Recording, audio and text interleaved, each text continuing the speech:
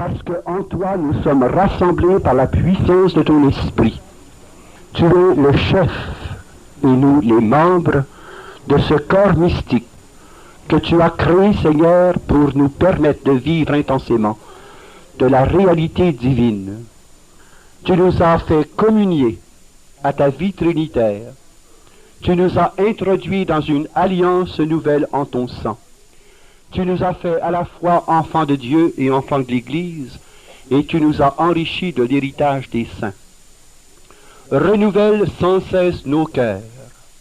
Renouvelle sans cesse ton Église, pour qu'elle soit enfin cette épouse sans tache, ni ride, ni rien de pareil, que tu viendras ravir dans ton amour parousiaque. Gloire au Père et au Fils et au Saint-Esprit, au Dieu qui est, qui était et qui vient, pour les siècles des siècles. Amen. Lorsque vous avez vu le titre de cette retraite, l'Église de l'an 2000, vous avez dû vous poser des questions.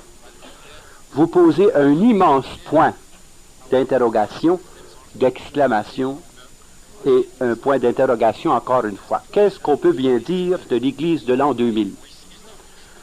Certains penseront que c'est une science-fiction, une espèce de projection fictive de ce que pourrait être l'Église de l'an 2000. D'autres ont peut-être pensé qu'il s'agirait d'une semaine prophétique où le Seigneur nous donnerait par révélation ce que sera l'Église de l'an 2000. Ben, si ça se passe, je ne m'y objecterai pas. Mais ce n'est pas dans cette perspective-là que j'ai préparé la retraite pour vous cette semaine. Je vais avec beaucoup de réalisme regarder la situation concrète de l'Église actuelle. Et à partir de là, constater ce que l'Esprit Saint est en train de faire dans l'Église pour que nous puissions nous insérer dans cette ligne de l'Esprit à la lumière de notre foi, du magistère de l'Église et plus spécifiquement du Concile, pour précisément orienter nos énergies et nos efforts dans le sens de la priorité que le pape Paul VI lui-même a définie pour l'Église, l'évangélisation. Lorsque nous parlons de l'an 2000, on a l'impression qu'il s'agit d'un roman de science-fiction. Or, nous ne sommes qu'à 23 années de distance de l'an 2000. Nous ne sommes même pas à une génération de l'an 2000, puisque d'après la Bible, une génération, c'est 40 ans. Nous sommes dans l'immédiat, en voie de préparer aujourd'hui l'Église de demain. Car l'Esprit Saint et la providence du Père continuent à voir au déroulement de l'histoire du salut. Et tout cela s'inscrit dans une courbe ascensionnelle, et nous n'avons qu'à repérer certains points précis pour être sûrs que nous inscrivons nos efforts et nos énergies dans la ligne de cette croissance. Nous vivons à une époque privilégiée de l'histoire de l'Église. On pourrait être, de premier abord, consterné devant la grandeur des problèmes. Nous sommes en pleine mutation, donc il y a tous les problèmes provoqués par le changement socio-culturel. Nous sommes en pleine jungle de confusion, car il y a beaucoup de docteurs en Israël qui font passer leurs opinions pour des certitudes acquises. Il y a aussi beaucoup de pragmatisme et beaucoup d'expériences qui se tentent un peu partout, qu'il importe de discerner selon l'esprit. Et c'est cet effort de réflexion que nous allons faire ensemble cette semaine. Et en préparant cette retraite, je me suis reporté au discours de Jean 23, dans sa bulle d'induction d'abord et son discours d'ouverture, pour être sûr qu'au départ, nos perspectives sont celles du magistère de l'Église. Voici quelques passages bien suggestifs qui nous font saisir la préoccupation du pape Jean XXIII lorsqu'il a décidé, sous l'impulsion de l'Esprit, de convoquer le concile. Il dit ceci: Jésus-Christ, rédempteur du genre humain, avant de monter au ciel, a donné aux apôtres qu'il avait choisis le commandement de porter la lumière de l'Évangile à toutes les nations, leur donnant en même temps cette réconfortante promesse pour garantir et affermir la mission qu'il leur avait confiée. Et moi, je suis avec vous pour toujours, jusqu'à la fin du monde. Cette consolante présence du Christ n'a jamais cessé d'être vivante et opérante dans la Sainte Église, mais particulièrement dans les moments les plus graves de son histoire. C'est alors que l'épouse du Christ se montre dans toute sa splendeur d'éducatrice de la vérité et de ministre du salut, et qu'elle manifeste au regard de tous la puissance de la charité, de la prière, de la souffrance et des difficultés acceptées par amour de Dieu. C'est dans cet effort de fidélité que l'Église, forcément, doit faire face à toutes les éventualités, et surtout en cette période excessivement tourmentée de l'histoire, il importe de redécouvrir le message de l'Évangile pour notre temps. Ce qui est demandé à l'Église maintenant, continue Jean 23, c'est d'infuser les énergies éternelles, vivifiantes et divines de l'Évangile dans les veines du monde moderne. Il s'agit d'une vraie transfusion spirituelle. L'Église, aux prises avec tous les problèmes contemporains, avec les conquêtes de la science, avec l'avancement des sciences humaines, avec les modulations et les transformations radicales du contexte général et universel, eh bien, l'Église a besoin de redire avec force, avec énergie, les vérités qui ne changent pas, la réalité du mystère du Christ, qui doit, par la créativité de la charité, trouver des réponses nouvelles aux situations nouvelles qui confrontent l'Église. C'est pourquoi nous constatons que les hommes d'aujourd'hui ne font pas autant de progrès dans le domaine spirituel que dans le domaine matériel, d'où un affaiblissement de l'aspiration aux valeurs qui ne périssent pas, et par contre une attirance chez la plupart vers les plaisirs faciles de ce monde que le progrès met si aisément à la portée de tous. Face à cette situation, l'Église doit répéter avec la vigueur des prophètes le radicalisme de l'Évangile, le radicalisme des béatitudes, le radicalisme de la croix, afin précisément qu'enracinés dans le Christ, nous puissions aller puiser aux sources vives de l'Esprit les sèves vivifiantes qui vont faire refleurir l'arbre à nouveau, sève qui est prometteuse de fleurs et de fruits, sève annonciatrice d'une abondante moisson pour que les greniers du Père soient pleins à déborder. Et ce qui fait la force de l'espérance de l'Église, ce que le pape Jean XXIII exprime comme la source de son espérance, c'est qu'à travers l'histoire, l'Église s'est constamment rajeunie. Et à chaque fois qu'il y a eu des conjonctures difficiles pour l'Église, l'Esprit Saint a toujours suscité en temps opportun les apôtres, les prophètes, les docteurs et les pasteurs dont l'Église avait besoin. Voici comment il s'en exprime.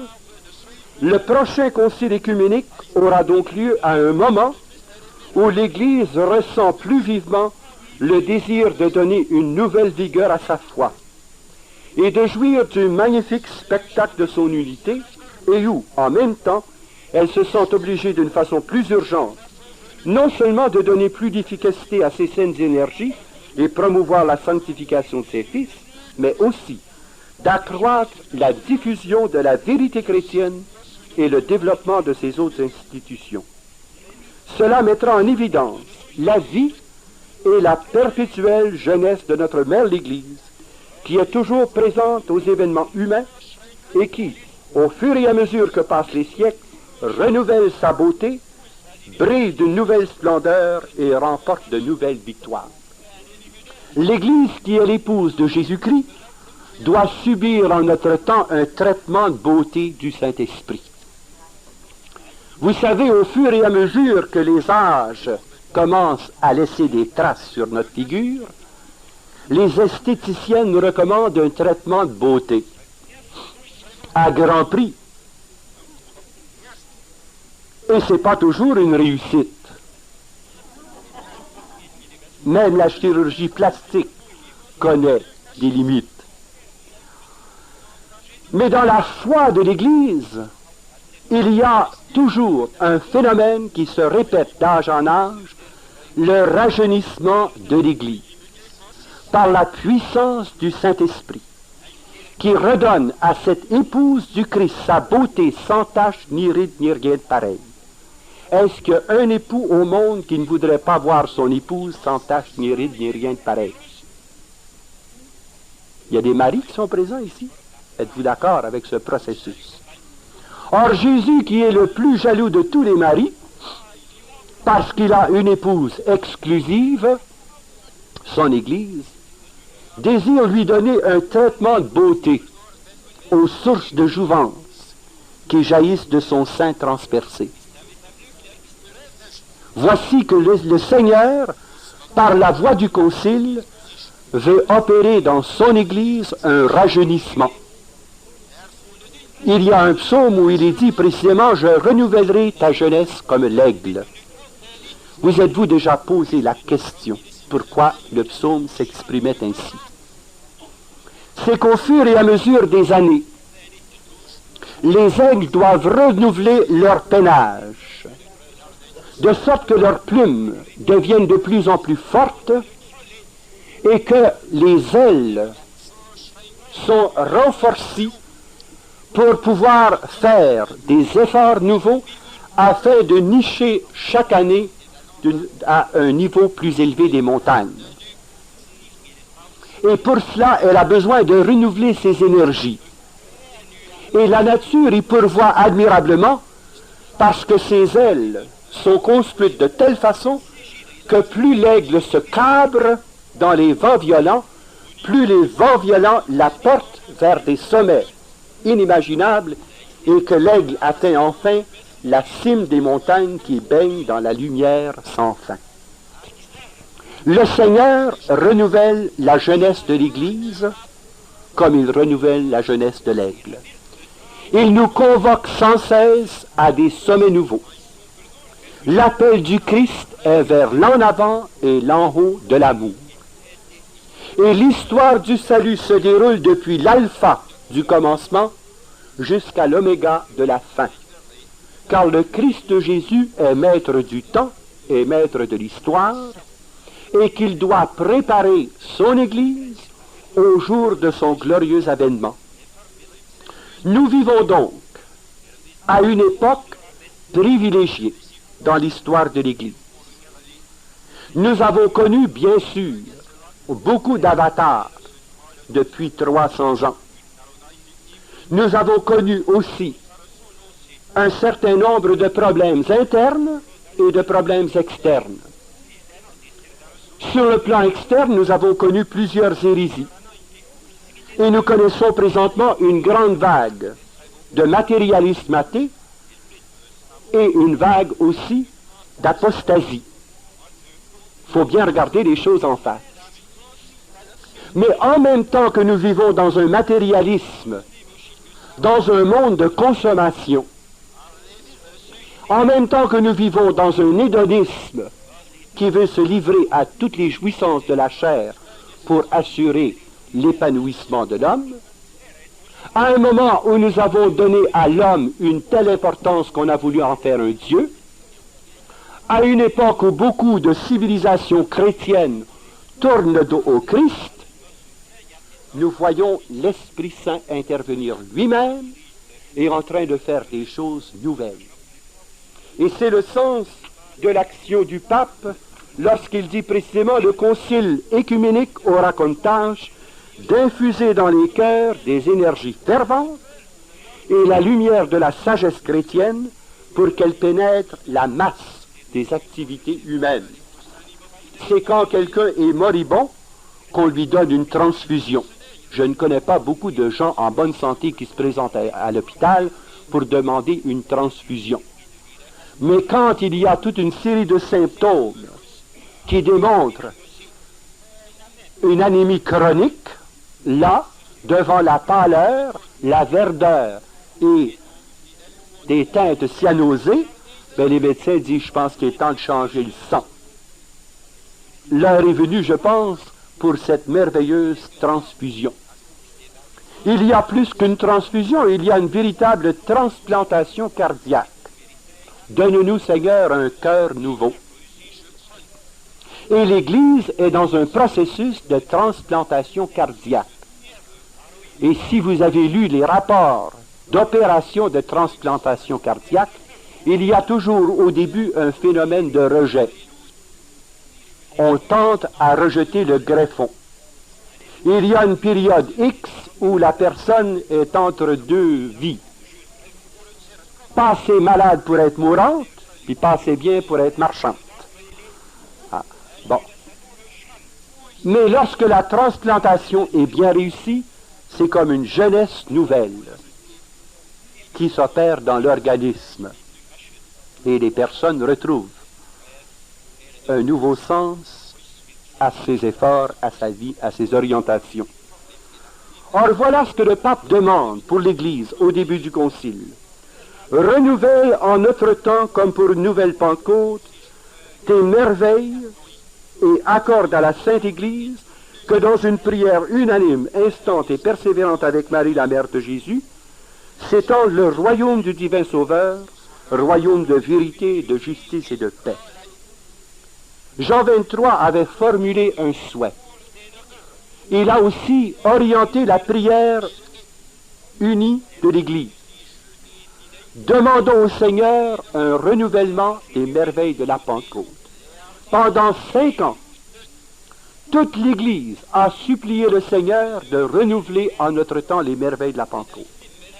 Et quand le Seigneur nous a exaucés, on a commencé à se dire, c'est pas possible. Ça n'a pas de bon sens. Le Seigneur nous a exaucés au-delà de ce que nous pouvions demander ou concevoir. Le Seigneur a suscité dans l'Église des charismes, des ministères charismatiques en abondance, et voici qu'on voit une vague de scepticisme et qu'on se pose la question, qu'est-ce que ça vient faire? C'était pas comme ça dans mon temps.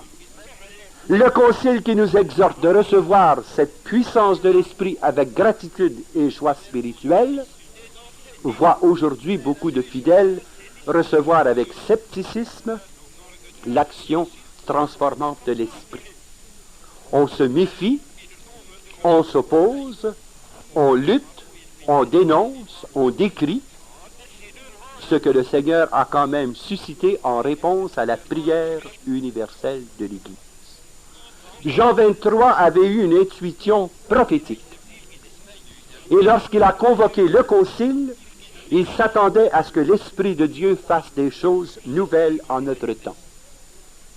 Et comme c'était le cœur de la foi qui était menacé, il fallait que l'Esprit de Dieu agisse au cœur même de l'Église pour lui redonner ce regain d'énergie, cette transfusion spirituelle, cette transplantation cardiaque, pour enfin redonner l'élan de l'Église primitive. Dans la conférence d'ouverture, le pape a aussi des paroles extrêmement intéressantes que j'ai cru bon relever pour vous. Le concile, dit-il, qui vient de s'ouvrir, est comme une aurore resplendissante qui se lève sur l'Église. Et déjà les premiers rayons du soleil levant emplissent nos cœurs de douceur. C'est donc dire nous sommes encore aux premières lueurs de ce jour nouveau et que nous sommes en marche vers un zénith lorsque le soleil brillera à l'heure du midi de toute la puissance de ses feux. Mais cela annonce aussi un crépuscule à la fin du jour, pour que se lève un jour nouveau, le jour du Seigneur. C'est dans cette perspective que le pape nous reporte au texte de l'Apocalypse et qu'il nous invite à scruter ce que l'Esprit est en train de dire aux églises. Et quand nous examinons le texte de l'Apocalypse, nous sommes frappés surtout à la fin, au chapitre 20e et 21e, des perspectives qui nous sont ainsi révélées. Il y a une période de tourment, une période grave de souffrance qui est annoncée, qui est un combat corps à corps entre les puissances du Seigneur et celles de l'ennemi Satan, et ensuite un règne messianique où triomphera la puissance du Seigneur. Puis je vis un ange descendre du ciel, tenant à la main la clé de l'abîme ainsi qu'une énorme chaîne. Il maîtrisa le dragon, l'antique serpent, c'est le diable Satan, et l'enchaîna pour 1000 années. Il le jeta dans l'abîme, tira sur lui les verrous, apposa des scellés, afin qu'il cessât de fourvoyer les nations jusqu'à l'achèvement des 1000 années, après quoi il doit être relâché pour un peu de temps. Puis je vis des trônes sur lesquels ils s'assirent, et on leur remit le jugement, et aussi les âmes de ceux qui furent décapités pour le témoignage de Jésus et la parole de Dieu, et tous ceux qui refusèrent d'adorer la bête et son image, de se faire marquer sur le front ou sur la main, ils reprirent vie et régnèrent avec le Christ 1000 années. C'est là la première résurrection. Les autres morts ne purent reprendre vie avant l'achèvement des 1000 années. Heureux et saint celui qui participe à la première résurrection. Tout cela pour nous dire que nous sommes en marche vers cette Église messianique, l'Église de la parousie. Nous sommes le peuple de Dieu en marche vers cet événement glorieux du retour de Jésus-Christ. Et nous avons, nous, à préparer ce retour du Christ en vivant intensément notre engagement d'alliance chrétienne, en transmettant fidèlement la plénitude de la foi à la génération qui monte. Nous n'avons que 23 ans devant nous avant l'entrée du nouveau millénaire. Il est donc important que nous mesurions nos responsabilités, car il importe actuellement que par un effort universel d'évangélisation, nous préparions et nous hâtions la venue du Seigneur Jésus-Christ. Le Seigneur ne veut pas que nous travaillions dans un état de tension, de peur et d'angoisse. Ce qu'il veut de ses fidèles, c'est qu'ils soient sereins, remplis de paix, débordants de joie, artisans d'unité, ambassadeurs de réconciliation et animateurs de ces communautés évangélisatrices qui ont accueilli la plénitude du message. C'est ça que le Seigneur attend de nous aujourd'hui. De revitaliser nos communautés. Et comprenez-moi bien, quand je parle de communautés, je ne parle pas des communautés religieuses spécifiquement.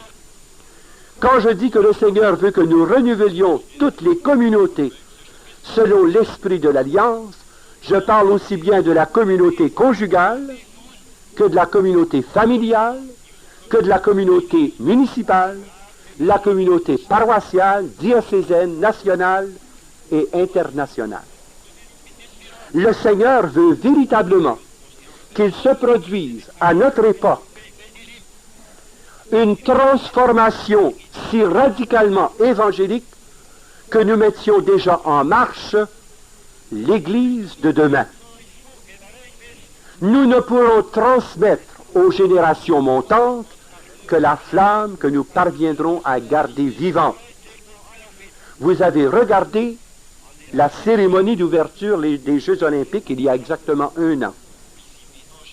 Vous avez vu comment on est parti d'Athènes avec un flambeau allumé par le soleil dans le temple païen de l'Olympe, et comment on a transmis cette flamme de pays en pays, et qu'on l'a voyagée depuis Ottawa, la capitale, jusqu'à Montréal. C'était la transmission de la flamme olympique. Et en transmettant cette flamme, on voulait transmettre un esprit. Mais je ne sais pas si vous avez remarqué un détail. Avez-vous remarqué que ce flambeau olympique a été déposé au pied de la croix du Mont-Royal? Et le maire Drapeau a fait prendre conscience, ainsi que Monseigneur Lafortune, qui a été celui qui a prononcé le discours lors de l'arrivée de la flamme olympique. Nous voulons que la transmission de la foi, la transmission de l'Évangile, soit faite avec autant d'éclat. De même qu'on nous a remis le flambeau de la foi depuis les premiers missionnaires venus de France en cette terre nouvelle, ainsi devons-nous transmettre le flambeau de la foi avec une vive flamme et une haute fidélité aux générations qui montent. Nous avons un devoir de responsabilité grave, de transmettre indéfectiblement la plénitude du message. Mais pour que nous puissions le transmettre avec une haute fidélité, il faut prioritairement que nous nous remplissions nous-mêmes de cette priorité essentielle, l'évangélisation de notre Église, l'évangélisation de nos communautés respectives, la renaissance spirituelle du peuple de Dieu. Telle est la perspective dans laquelle le pape Jean XXIII a inauguré le Concile Vatican II, et c'est dans la même perspective que nous parle le pape Paul VI dans son exhortation apostolique Evangelii Nuntiandi. Ceci-là, c'est prioritaire. Le pape nous dit que, afin d'être fidèle à ces perspectives de Vatican II, il faut considérer l'évangélisation comme l'urgence et la priorité de l'heure. Nous ne pouvons pas passer à côté. L'Église ne peut se radicaliser dans les béatitudes que dans la mesure où elle est fidèle à sa mission d'évangélisation. Et qu'il s'agit d'évangéliser toutes les zones d'humanité, tous les peuples, toutes les races et toutes les nations de la terre, afin que d'un cœur unanime, tous puissent proclamer dans la même foi que Jésus-Christ est Seigneur à la gloire de Dieu le Père. Ça, c'est une priorité et une urgence. Comme c'est capital pour nous de le comprendre. Et nous ne pouvons le faire qu'en nous radicalisant dans les béatitudes qui constituent l'essence même de l'Évangile. Quand je parle de radicalisation, on peut le comprendre de deux manières. Il y a certains radicaux qui disent tout ce qui est avant nous, ça ne vaut rien, démolissons tout et construisons à neuf. Ça, ce sont des radicaux. Avant moi, le déluge. À nous de tout faire. Repartons au point zéro, comme si tout ce qui nous avait précédé ne valait rien. Et ça, c'est la tendance actuelle d'anarchie, où on tend à démolir toute forme d'autorité, toute forme de structure, et où on veut bâtir à partir des ruines. C'est une façon de se radicaliser. C'est une forme du radicalisme marxiste. Je n'ai pas besoin de vous faire de dessin, le Québec rougit à vue d'œil. Vous avez lu les articles dans la presse concernant les mouvements de gauche au Québec? Comment le marxisme, le léninisme, le trotskisme, le maoïsme est en train d'envahir notre province et notre pays? Je n'ai pas besoin de vous faire de dessin. Ça, c'est une forme de radicalisme. Et malheureusement, il y a beaucoup de prêtres, beaucoup d'animateurs, beaucoup de catéchètes qui abondent dans le sens de la révolution marxiste. C'est triste à dire, mais c'est un fait. Mais il y a une autre forme de radicalisation. C'est en poussant nos racines dans le sol très riche de l'héritage apostolique, pour que nos racines rejoignent de nouvelles nappes d'eau, et qu'à partir de cette eau minéralisée, toute riche de vie, il monte une sève dans l'arbre de l'Église, et que chacune des branches soit renouvelée, et que chaque branche porte abondance de fruits. Ça, c'est l'autre forme de radicalisation. C'est celle que préconise saint Paul.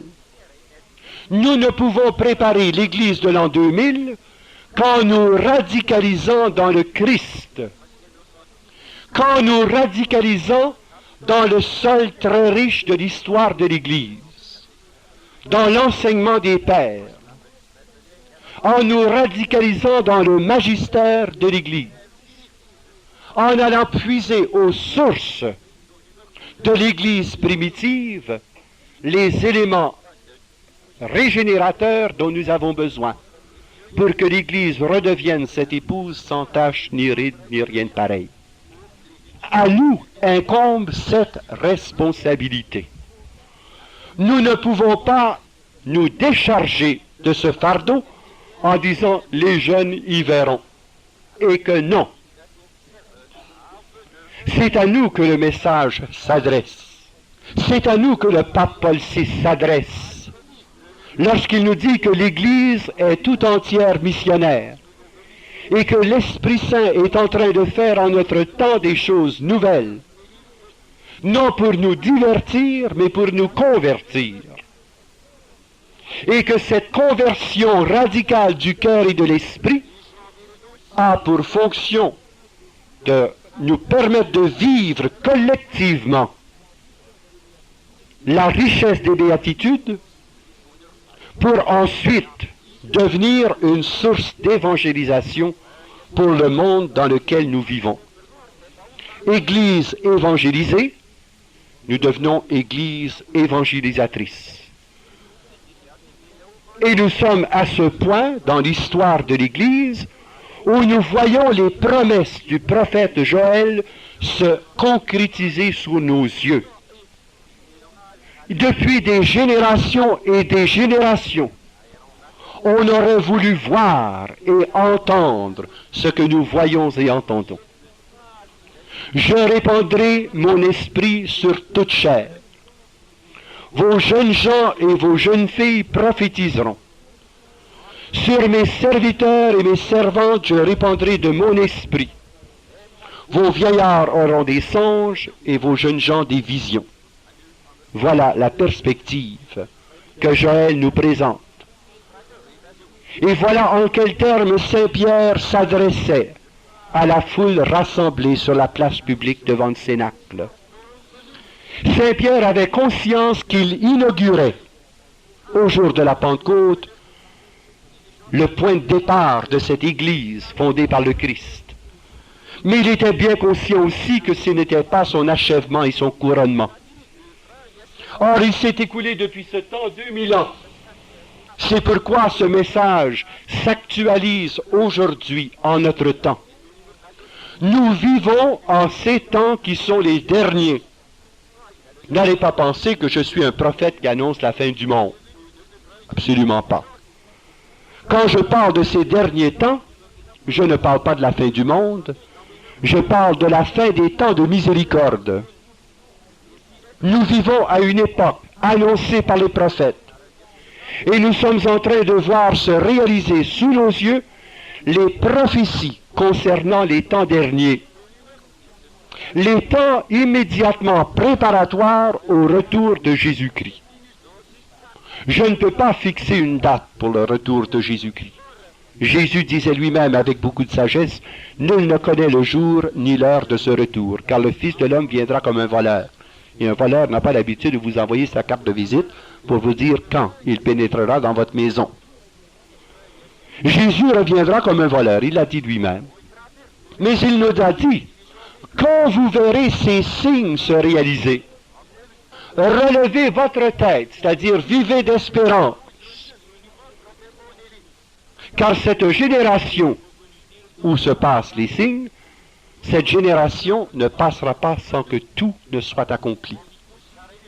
Et nous avons le privilège, l'honneur et la joie de vivre en ces temps merveilleux qui annoncent le retour de Jésus-Christ. Mais Jésus nous a aussi dit, la prière des justes hâtera l'avènement de ce jour. L'intercession des justes réduira le temps de la tribulation. Ça, il nous l'a dit aussi.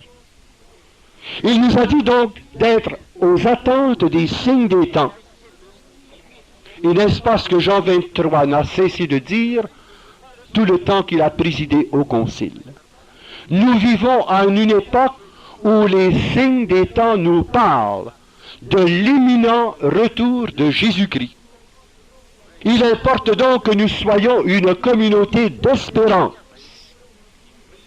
comme l'était l'Église primitive qui lisait l'Apocalypse, non pas comme un livre de tourments et de châtiments, mais comme un livre qui annonce la victoire définitive du Seigneur. Lisez les préfaces dans vos différentes éditions de la Bible concernant le livre de l'Apocalypse. Toutes les préfaces vous diront en quel sens l'Apocalypse a été révélé. Le Seigneur voulait avertir son peuple en ces temps de persécution épouvantable que c'était à lui la victoire et qu'il restaurerait son Église et qu'il demeurerait avec elle jusqu'à la consommation des siècles, jusqu'à ce qu'il revienne. L'Apocalypse est un livre d'espérance. C'est pas un livre de châtiment. Mais on est là qu'on lit les 7 fléaux. On est là qu'on lit, n'est-ce pas, les 7 fioles. Puis on lit toutes sortes de choses abominables, puis on se met à trembler de tous nos membres, mais on se dit c'est épouvantable. Mais vous oubliez une chose, c'est que lorsque la grande tribulation couvrira la terre des hommes, ceux qui auront été fidèles au Christ iront à sa rencontre dans les airs. Pendant ce temps-là, la tribulation se passera en bas. C'est pour ça qu'on peut être plein d'espérance. Pas besoin de s'énerver puis s'exciter le poil des jambes. En se disant, mais. Pas du tout. Le livre de l'Apocalypse nous est donné précisément pour que nous soyons sûrs de nos certitudes de foi, que nous puissions proclamer le Christ dans l'adversité, sachant qu'à lui est la victoire, la puissance et l'honneur. Et finalement, au chapitre 21e, vous lisez le détail de ce que sera cette Église messianique, la Jérusalem messianique. Le chapitre 21 de ces gens est divisé en 2 parties. Et fidèle à sa méthode, il nous montre d'abord un coin de ce que sera la réalité céleste, et ensuite il en arrive à décrire la réalité terrestre. C'est ainsi qu'il bâtit chacun de ces 22 chapitres. Il a toujours la même méthodologie. Il nous révèle un coin du ciel pour nous montrer sur quoi est fondée notre joyeuse espérance. Nous allons vers la Jérusalem éternelle. Il ne faut pas le perdre de vue. Et toujours, il nous montre la Jérusalem éternelle pour nous situer dans l'optique de la victoire ultime. Et ensuite, il nous décrit la réalité terrestre préparatoire à cette réalité céleste. Or, au chapitre 21e, c'est exactement ce qu'il fait.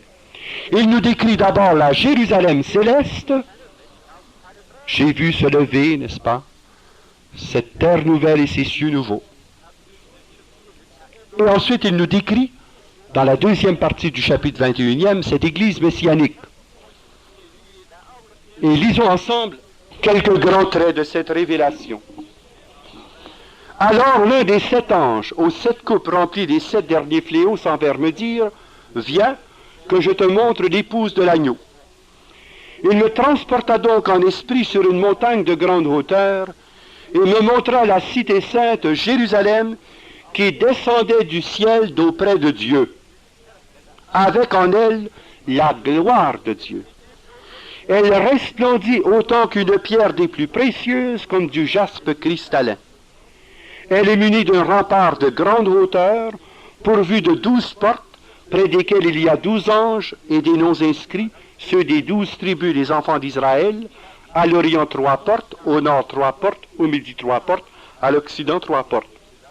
Le rempart de la ville repose sur 12 assises, portant chacune les noms de l'un des 12 apôtres de l'agneau. C'est donc dire que la Jérusalem messianique est l'heureuse fusion de tout le cheminement d'Israël, où les 12 tribus d'Israël reconnaîtront la messianité de Jésus de Nazareth, et que les 12 tribus d'Israël reconnaîtront les 12 apôtres. Et alors l'Église de Jésus-Christ rassemblera dans son sein la multitude des Juifs convertis au Seigneur et la multitude des croyants non-juifs qui ont accueilli le Seigneur Jésus comme sauveur. Celui qui me parlait tenait un roseau gradué en or pour mesurer la ville avec ses portes et ses remparts. Je vous saute la longue description parce qu'il me faudrait faire l'équivalent de chacune des pierres mystiques qui fondent cette église, et nous allons à la fin, au verset 24, « Les nations marcheront à sa lumière, et les rois de la terre viendront lui porter leurs trésors. Ces portes resteront ouvertes le jour, car il n'y aura pas de nuit, et l'on viendra lui porter les trésors et le faste des nations. Lors de l'avènement du Seigneur Jésus-Christ, tous les rois et les chefs de la terre viendront reconnaître sa seigneurie universelle. Et c'est pourquoi il y aura un règne de justice, d'amour et de paix sur la terre des hommes, lorsque Jésus reviendra sur la terre de la même manière qu'il est monté aux cieux au jour de son ascension. N'est-ce pas ce que les anges avaient dit aux apôtres? Hommes de Galilée, pourquoi regardez-vous ainsi le ciel? Ce Jésus de Nazareth reviendra de la même manière dont vous l'avez vu monter. Donc il est monté avec son corps ressuscité. Il reviendra donc de la même manière et se manifestera sur le mont des Oliviers. Ça, le prophète Zacharie le décrit en détail. Et finalement, il viendra prendre possession de son Église et rien de souillé n'y pourra pénétrer. Ni ceux qui commettent l'abomination et le mal, mais seulement ceux qui sont inscrits dans le livre de vie de l'agneau. Puis, l'ange me montra le fleuve de vie, limpide comme du cristal qui jaillissait du trône de Dieu et de l'agneau. Au milieu de la place, de part et d'autre du fleuve, il y a des arbres de vie qui fructifient 12 fois, une fois chaque mois, et leurs feuilles peuvent guérir les païens. Puisqu'il y a encore des païens, nous sommes sur la terre des hommes, et non pas dans la Jérusalem éternelle. À ma connaissance, il n'y a pas de païens qui vont exister dans la Jérusalem éternelle. Mais nous connaîtrons, dans cette condition terrestre, les merveilles et la puissance du Seigneur qui pourra opérer à plein dans le cœur des hommes. Et Dieu se révélera directement à ceux qui cheminent sur la terre. La puissance du malin ne s'y fera plus sentir pour un temps, aussi longtemps que le règne messianique doit se dérouler. Au verset 3 du chapitre 22e, de malédiction il n'y en aura plus. Le trône de Dieu et de l'agneau sera dressé dans la ville, et les serviteurs de Dieu l'adoreront. Ils verront sa face, et son nom sera sur leur front. De nuit il n'y en aura plus, ils se passeront de lampe ou de soleil pour s'éclairer, car le Seigneur Dieu répandra sur eux sa lumière, et ils régneront pour les siècles. Puis il me dit, ces paroles sont certaines et vraies. Le Seigneur Dieu qui inspire les prophètes a dépêché son ange pour montrer à ses serviteurs ce que doit arriver bientôt. Voici que mon retour est proche. Cela revient et revient et revient dans l'Apocalypse. Voici que mon retour est proche. Je suis celui qui est, qui était et qui vient. Et le Seigneur, à ce moment-là, nous fait prendre conscience que c'est nous qui avons le devoir de préparer cet avènement glorieux par un engagement évangélique radical. Nous ne pouvons plus nous contenter tout simplement des apparences chrétiennes. Nous ne pouvons plus nous contenter d'être des chrétiens nominaux. des catholiques dont les noms paraissent dans les registres, mais dont les cœurs ne vibrent pas à la parole de Dieu. Nous sommes à une ère que Paul VI appelle unique dans l'histoire de l'Église, une dernière chance, dit-il, avant l'avènement du grand roi. Nous vivons à cette ère de miséricorde, où le Seigneur donne une dernière chance à l'humanité. Et lorsque le temps de la miséricorde expirera, voici que surviendra l'heure de la justice, dies irae, dies illa. Jour de ténèbres, jour de colère et jour de peine. Pendant que nous marchons dans la lumière de la miséricorde de Dieu, il importe que nous déployions toutes nos énergies pour rejoindre jusqu'au dernier de nos frères et lui donner la chance d'accueillir dans son cœur et dans sa vie Jésus-Christ comme Seigneur, comme Sauveur, comme Rédempteur. Je vais faire un petit calcul mathématique qui a l'air bébête, mais qui quand même nous fait prendre conscience que le rêve n'est pas une utopie. Nous sommes actuellement dans le monde 3 milliards 700 millions d'hommes. La population mondiale approche des 4 milliards. Bon. Sur les 3 milliards 700 millions d'hommes, il y a 800 millions de chrétiens. Il y a 600 quelques millions de catholiques et à peu près 250 millions de non-catholiques chrétiens qui professent la foi en Jésus-Christ. Vous êtes-vous déjà demandé ce qui arriverait si chacun des 800 millions prenait à cœur sa responsabilité d'amener 5 personnes à Jésus-Christ? 5, c'est pas beaucoup, hein? La conversion de 5 personnes. Et vous faites le calcul intéressant que si chacun prenait à cœur de convertir 5 personnes, il y aurait 4 milliards de chrétiens. Voyez-vous pourquoi le pape déclare qu'en cette fin de millénaire, nous avons le devoir de considérer l'évangélisation comme une urgence et une priorité. C'est la dernière chance que le Seigneur nous donne dans sa miséricorde. Il importe donc que nous sortions de notre léthargie et de notre inertie et que nous nous rendions compte que nous sommes tous solidaires dans l'œuvre de l'Évangile et que nul ne peut se dispenser de proclamer la bonne nouvelle du salut et que nous devons favoriser de toutes nos énergies la proclamation de l'Évangile de Jésus-Christ en toutes langues, pour toutes les nations.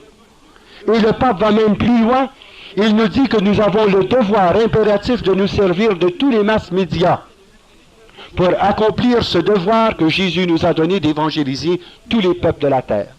Ce matin, j'écoutais la télévision, qui ne m'arrive pas souvent le dimanche matin, et qu'est-ce que je voyais sinon Rex Humbard, au Canal 10, où on nous donnait une transmission en un français impeccable, et avec des sous-titres en français lorsqu'il s'agissait des chants, une annonce de l'Évangile. Nos frères protestants ont toujours compris l'urgence et la priorité de transmettre l'Évangile dans toutes les langues. Ils ont multiplié la distribution gratuite de la Bible. Ils ont traduit la Bible en 132 langues. Et nous, les catholiques, qui sommes supposés avoir le dépôt de la foi, nous charrions la boîte à lunch. Êtes-vous capable de m'expliquer pourquoi nous ne parvenons pas à mettre sur les ondes de Radio-Canada ou sur les ondes des canaux privés des prédicateurs authentiques de l'Évangile pour annoncer non seulement au Canada, mais dans tous les pays francophones, la plénitude du message de l'Évangile de Jésus-Christ? Non, nous demandons ce service à nos frères protestants parce que nous sommes trop lâches, parce que nous n'avons pas assez de créativité, parce que nous n'avons pas assez d'imagination, certainement pas parce que nous n'avons pas assez de ressources. Voyez pourquoi le pape peut crier haut et fort. Bergers, réveillez-vous! L'heure de l'évangélisation est arrivée. Nous ne pouvons pas toujours donner aux autres la tâche qui nous incombe. S'il est vrai que nous portons la plénitude du message des évangiles la plénitude de la vérité apostolique. Donc nous avons une urgence et une priorité plus que les autres de transmettre fidèlement ce message à la grandeur du monde. Et quand il s'agit de transmettre la parole de Dieu, que nous puissions la transmettre gratuitement. J'en ai fait l'expérience lamentable lors des Jeux olympiques. J'ai essayé d'avoir des Bibles à distribuer gratuitement. Les protestants m'en ont fourni des dizaines de milliers d'exemplaires sans me charger un sou. Les catholiques me chargeaient 75 sous, $1, $1,25, juste pour le Nouveau Testament, et me chargeaient 7 piastres et demie pour la Bible. On a réussi un tour de force lors du congrès charismatique de vendre la Bible Tob pour 6 piastres et demi. C'est un tour de force, on ne pourra jamais refaire ça une autre fois. N'y pensez même pas. Mais comment se fait-il que nous ne puissions pas nous transmettre la parole de Dieu gratuitement? Ce que nous avons reçu gratuitement, comment se fait-il qu'on ne peut pas la transmettre gratuitement? Mais on est tellement proche de nous sous, puis on surveille tellement notre argent, puis on fait tellement des testaments pour donner des troubles à ceux qui vont recevoir l'allégation. Hein? On est tellement ramassés, puis quétaines, qu'on préfère donner du trouble à nos successeurs plutôt que d'investir pour que la parole de Dieu soit diffusée gratuitement. Nous sommes encore à l'ère du bas de laine, alors qu'on devrait être dans l'ère de la diffusion du message. Mais êtes-vous capable de m'expliquer ça, vous autres? Qu'on ne parvient pas dans un pays francophone, avec 6 millions d'habitants, à trouver un prédicateur de l'Évangile et des gens qui vont subventionner la proclamation de la parole de Dieu chaque dimanche. Mais les protestants trouvent le moyen de se réunir ensemble, de payer le financement de l'évangélisation, et voici que nos catholiques se font évangéliser par des protestants. Et remarquez bien que je ne blâme pas ce que les protestants disent, parce que je peux dire que ce sont d'authentiques évangélistes. C'est ce qu'ils ne disent pas qui nous sépare. Ce qu'ils disent est très bien. Moi, je ne veux pas discuter que Rex Humbard est un faux prophète, jamais de la vie. Oral Roberts encore moins. Billy Graham, certainement pas. Ce n'est pas ce qu'ils disent qui fait tort, mais ce qu'ils ne disent pas, parce qu'ils ne croient pas en ces réalités de l'Église, une sainte catholique apostolique, en cette réalité des sacrements, en cette réalité de la maternité universelle de Marie. Comment voulez-vous qu'ils le proclament? Ils n'y croient même pas. Mais c'est nous qui sommes lâches. C'est nous qui n'avons pas l'audace et le courage de nos convictions. Et comment voulez-vous préparer de l'Église de l'an 2000 si nous ne pouvons même pas nous occuper de l'Église de 1977? Berger, réveillez-vous, ramassez vos bottines, enlevez-vous les bas, rajustez vos jarretières, faites quelque chose. C'est ça que le Concile veut nous dire. Il est important que nous prenions conscience, et nous allons essayer de le faire durant cette semaine, qu'est-ce que l'Esprit de Dieu est en train de dire aux églises.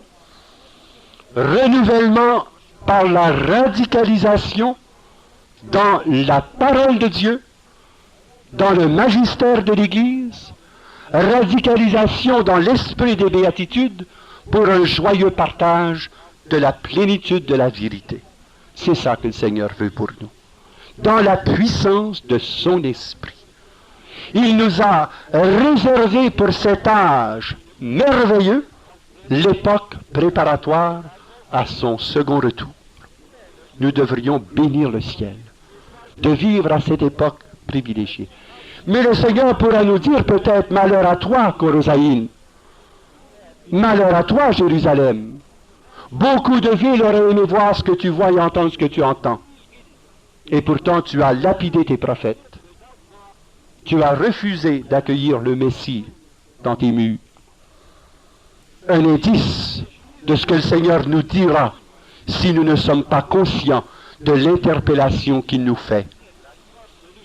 Allez évangéliser toutes les nations. Prenez à cœur les intérêts du royaume de Dieu et sa justice, le reste vous sera donné par surcroît. Il est important que durant cette retraite, nous puissions visualiser ce que le Seigneur est en train de susciter dans l'Église d'aujourd'hui pour mettre en place la richesse de l'Église de demain.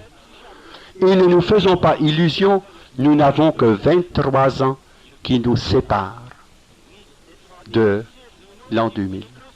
Est-ce qu'il y a des gens ici en bas de 23 ans? Tu as quel âge? 20 ans. Donc tous les autres, vous savez que 23 ans, c'est pas long dans la vie d'un homme.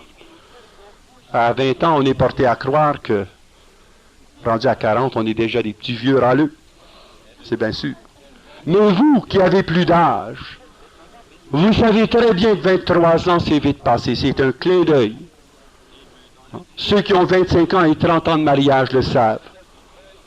Encore davantage ceux qui ont 50 ans de mariage ou 50 ans de profession religieuse. Vous savez que ça passe en un clin d'œil.